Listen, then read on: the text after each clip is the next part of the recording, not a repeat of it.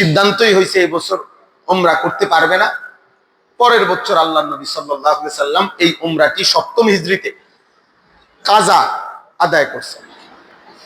প্রিয় নবী সাল্লাল্লাহু আলাইহি ওয়াসাল্লাম, আমরা সকলেই জানি মক্কা থেকে হিজরত করে তিনি মদিনায় গিয়েছিলেন। তো হিজরতের পরে দীর্ঘ 6 বছর একটান নবী সাল্লাল্লাহু আলাইহি সাল্লাম এবং সাহাবায়ে কেরাম আর কোনোদিন মক্কায় আসেন না। স্বাভাবিকভাবে মক্কায় থাকাকালীন নবী সাল্লাল্লাহু আলাইহি সাল্লাম সাহাবায়ে কেরাম প্রতিনিয়ত আল্লাহর ঘরে তাওয়াফ করতেন এবং কোন বর্ণনায় আছে নবী সাল্লাল্লাহু আলাইহি সাল্লাম ইব্রাহিম আলাইহিস সালামের নিয়মে হজ্জ করছেন তখন। তো আল্লাহর ঘরের তাওয়াফ তো সবসময় করতেন। ওনারা কাবার প্রতিবেশী ছিলেন, কুরাইশ বংশের ছিলেন। মদিনা যাওয়ার পরে ধারাবাহিক যুদ্ধ শুরু, বদরের যুদ্ধ, উহুদের যুদ্ধ, খন্দকের যুদ্ধ, একটার পর একটা যুদ্ধ বিগ্রহী চলমান ছিল। এর মধ্যে তিনটা যুদ্ধ, ঐতিহাসিক বড় যুদ্ধ 5ম হিজরির মধ্যে হয়েছে। 6ষ্ঠ হিজরিতে মানে 6 বছরের মাথায় মদিনায় যাওয়া নবী সাল্লাল্লাহু আলাইহি সাল্লাম একদিন এই 6ষ্ঠ হিজরিতে সাহাবায়ে কেরামকে তিনি বললেন ফজরের নামাজের পরে যে গত রাত্রে আমি স্বপ্নে দেখেছি আমি তোমাদেরকে নিয়ে উমরা করতেছি, আল্লাহর ঘরে তাওয়াফ করতেছি।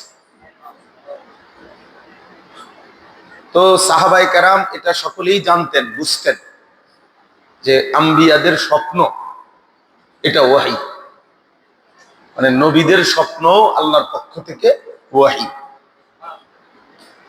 যেমন ইব্রাহিম আলাইহিস সালাম উনি ওনার ছেলে ইসমাঈলকে বলছিলেন যে আমি স্বপ্নে দেখেছি তোমাকে জবাই করতেছি আল্লাহর হুকুম। আর এতেই ইসমাঈল কি এক কথায় রাজি।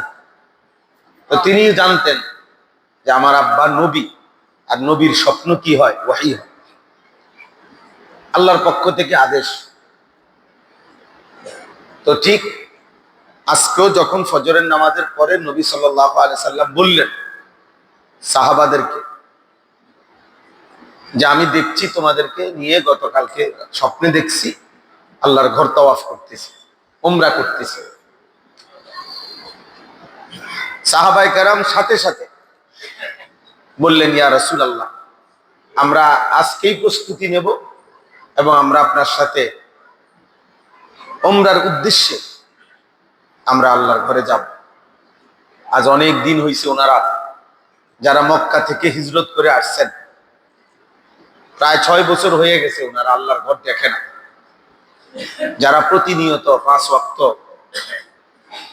এবং প্রতিনিয়ত দেখতো, তারা দেখতেছে না। তো সাহাবায়ে কেরাম প্রস্তুতি নেওয়া শুরু করছে। নবী সাল্লাল্লাহু আলাইহি ওয়াসাল্লাম 1400 সাহাবী নিয়ে অথবা 1500, দুটেই বর্ণনা, 1400 বা 1500 সাহাবী নিয়ে মদিনার থেকে উমরা আদায়ের উদ্দেশ্যে আল্লাহর ঘরের দিকে রওনা দিয়েছেন। প্রতিমধ্যে মক্কা নগরীতে ঢুকবার আগে হুদাইবিয়া একটি জায়গার নাম, ওইখান পর্যন্ত যখন গিয়ে পৌঁছছেন আল্লাহর কুদরতে নবী সাল্লাল্লাহু আলাইহি সাল্লামের উট নিজেই বসে গেছে, নিজে নিজে বসে গেছে। আর ওই জায়গা পর্যন্ত গিয়ে নবীজি সাল্লাল্লাহু আলাইহি সাল্লাম সাথে সাথে বললেন আসহাবে ফিলের হাতিকে আল্লাহর ঘরে পৌঁছবার আগেই যিনি বসাই দিছিলেন সেই আল্লাহই আমার উটকেই বসাই দিলেন। অতএব তোমরা অপেক্ষা করো, এখানেই তাবু ফেলো, আর নির্দিষ্ট সাহাবীকে দায়িত্ব দিয়েছেন, তুমি গিয়ে একাকী খবর নিয়ে আসো মক্কা নগরীতে কাবার কাছে ওখানে কি হইতেছে, নিশ্চয়ই কোনো বিষয় আছে, নাই তো ওর থামলো কেন আল্লাহ। তো তিনি গিয়া খবর নিয়ে আয়েশা নবীজিকে জানাইছেন, ইয়া রাসূলুল্লাহ,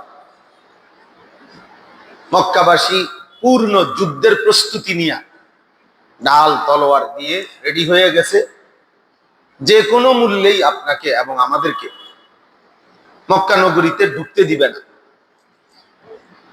কাবার তাওয়াফ করতে দিবে না, কোনোভাবেই না।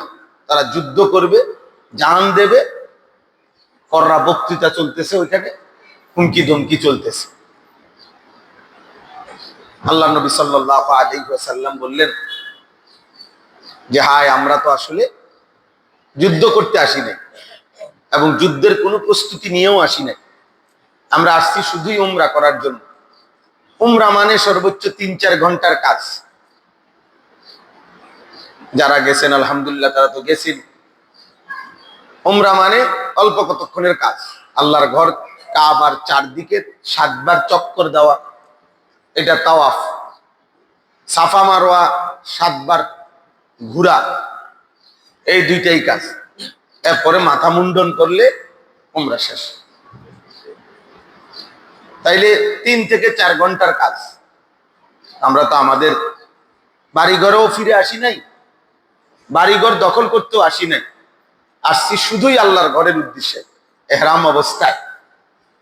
তো কাজে ওদের তো এটা বোঝা উচিত ছিল যে এহরাম অবস্থায় যুদ্ধ করতে আসি নাই আমরা। কিন্তু তারা কোনোভাবেই মানতে রাজি ছিল না। শেষ পর্যন্ত দীর্ঘ সময় এখানে 2-3 দিন ছিলেন, দফায় দফায় দফায় দফায় উভয় গ্রুপ থেকে প্রতিনিধি কথাবার্তা বলছেন। সাহাবায়ে কেরামের পক্ষ থেকে, নবীজির পক্ষ থেকেও সাহাবীরা কথা বলছে, আবার মক্কার কুরাইশদের পক্ষ থেকেও